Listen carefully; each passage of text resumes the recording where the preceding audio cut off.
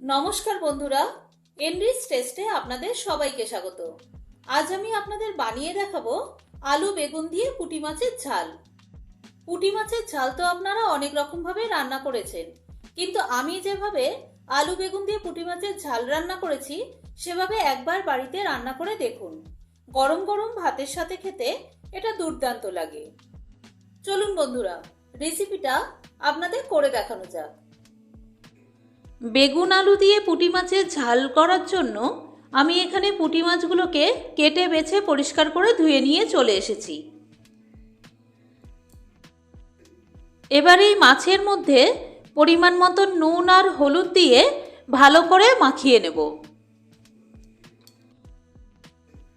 মাছগুলোকে ভালোভাবে নুন আর হলুদ মাখিয়ে 5 মিনিট মতো রেস্টে রেখে দেব। এবার ওভেনে একটি কড়াই গরম করে নিয়ে তার মধ্যে দিয়ে দিলাম সর্ষের তেল। সর্ষের তেলটাকে খুব ভালো করে গরম করে নিয়ে কড়ার মধ্যে খুব ভালোভাবে মাখিয়ে নিতে হবে, যাতে মাছগুলো কড়ার গায়ে লেগে না যায়। তেলটা ভালোভাবে গরম হয়ে গেছে, এবার মাছগুলোকে ওর মধ্যে দিয়ে লাল লাল করে ভেজে নেব। সব মাছ একসঙ্গে দেব না, তাহলে ভেঙে যেতে পারে। এবার ঝালে দেওয়ার জন্য আমি সবজিগুলোকে ভালো করে ধুয়ে কেটে নিয়েছি। এখানে একটা বেগুনকে ছোট ছোট টুকরো করে কেটে নিয়েছি, আর দুটো আলুকে লম্বা লম্বা করে সরু করে কেটে নিয়েছি। এদিকে মাছগুলোর একটা সাইড ভালো করে ভাজা হয়ে গেছে, এবার এটাকে উল্টে দিয়ে আর একটা সাইড লাল লাল করে ভেজে নেব।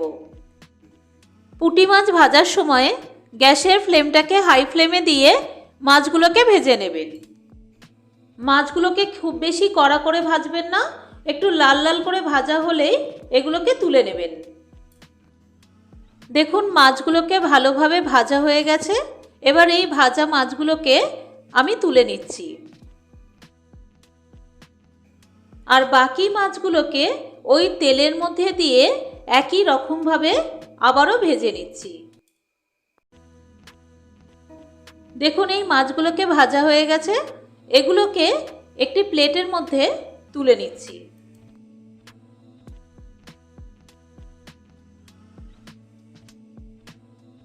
ভাজা মাছগুলোকে তুলে নেওয়ার পর যে তেলটা থাকবে কড়ার মধ্যে, সেই তেলের মধ্যে বেগুনগুলোকে লাল করে ভেজে নেব। বেগুন ভাজা করার সময় গ্যাসের ফ্লেমটাকে হাই ফ্লেমে করে দেবেন। মাছের মধ্যে যে নুনটা দিয়েছিলাম সেটা এখনো পর্যন্ত তেলের মধ্যে থেকে গেছে, তাই বেগুন ভাজার সময় কোনো রকম নুন দিলাম না। সামান্য একটু হলুদ দিয়ে বেগুনগুলোকে লাল লাল করে ভেজে নেব।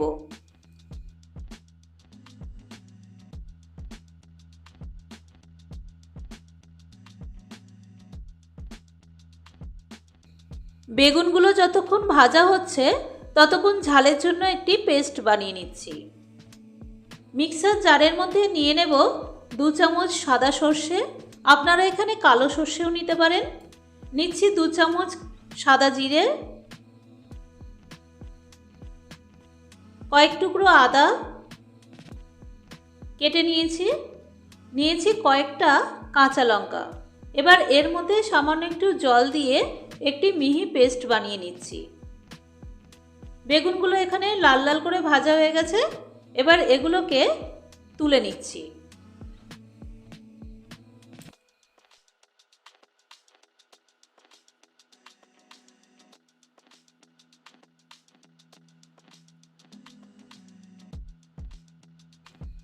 ভাজা বেগুনগুলোকে তুলে নিয়ে ওই তেলের মধ্যে আবারও একটু তেল দিয়ে দিলাম।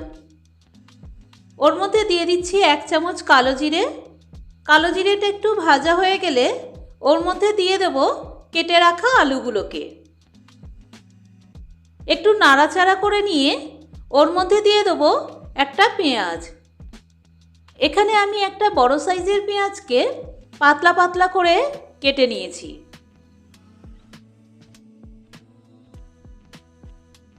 এবার এই পেঁয়াজটাকে আলুর মধ্যে দিয়ে দেব। আলু আর পেঁয়াজটাকে হালকা লাল করে ভেজে নেব।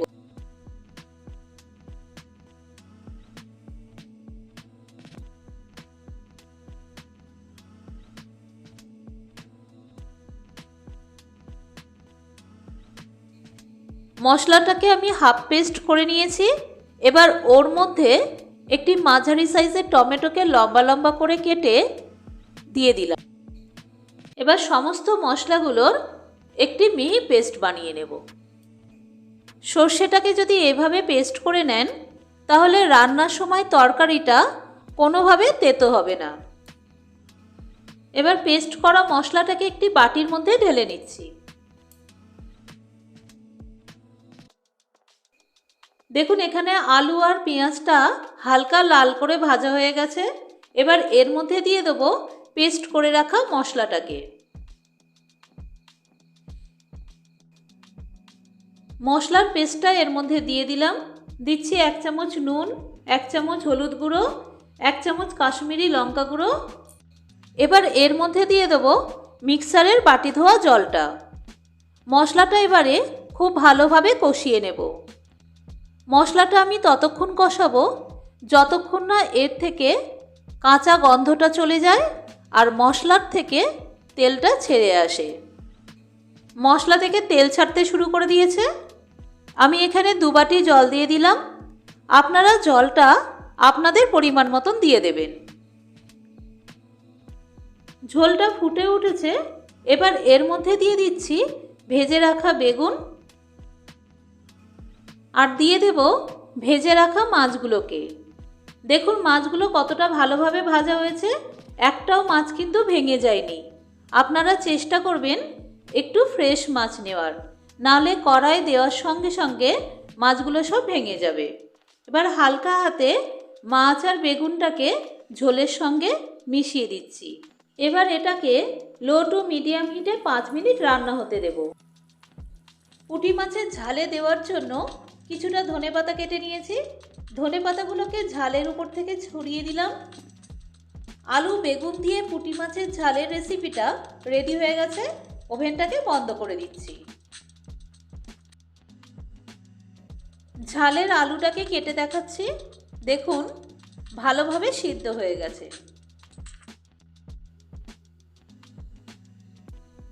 এবার আলু বেগুন দিয়ে পুঁটি মাছের গরম গরম ঝাল আমি সার্ভ করে দিচ্ছি।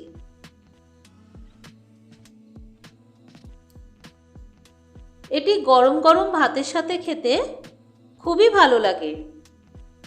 দেখুন দেখতে কতটা সুন্দর হয়েছে। আর এই রেসিপিটা করার জন্য খুব বেশি মশলারও প্রয়োজন হয় না। খুব অল্প মশলায় রান্নাটা হয়ে যায়। আপনারা বাড়িতে একবার হলেও ট্রাই করবেন, খেতে খুব সুন্দর হয়। আলু বেগুন দিয়ে পুঁটি মাছের ঝালের রেসিপিটা যদি আপনাদের ভালো লেগে থাকে তাহলে লাইক কমেন্ট এবং শেয়ার করবেন এবং একটি সাবস্ক্রাইব করে দেবেন। ধন্যবাদ, সবাই ভালো থাকবেন। ফিরে আসছে পরের রেসিপি।